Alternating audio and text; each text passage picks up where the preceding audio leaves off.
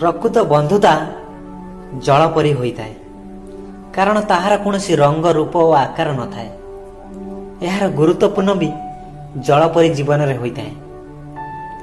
ଅନେକ ଗୁଡ଼ିଏ ଦୁଃଖ ଓ ସୁଖକୁ ନେଇ ଗୋଟିଏ ସରଳ ହୃଦୟ ଜନ୍ମ ନିଏ, ହେଲେ କିଛି ଭରସା ଆଉ ବିଶ୍ୱାସକୁ ନେଇ ଗୋଟିଏ ନିଷ୍ଠାପର ସମ୍ପର୍କ ସୃଷ୍ଟି ହୁଏ, ଯାହାକୁ ମଣିଷ ନିଜ ସ୍ୱାର୍ଥ ପୂରଣ ପାଇଁ ଭାଙ୍ଗି ଦେଇଥାଏ।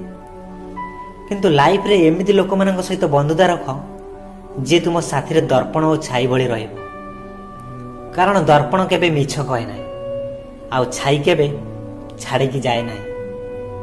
ଜୀବନରେ ଏହି କଥା ମନେ ରଖିବ, ଯେ ପର୍ଯ୍ୟନ୍ତ ଆପଣ ଲୋକମାନଙ୍କ କାମରେ ଆସୁଥିବ ସେ ପର୍ଯ୍ୟନ୍ତ ଲୋକମାନେ ଆପଣଙ୍କୁ ଚିହ୍ନୁଥିବେ, ଜାଣୁଥିବେ, କିନ୍ତୁ ଯେତେବେଳେ ସେମାନଙ୍କ ଆବଶ୍ୟକତା ସରିଯିବ ସେ ଆପଣଙ୍କୁ ଭୁଲିଯିବେ।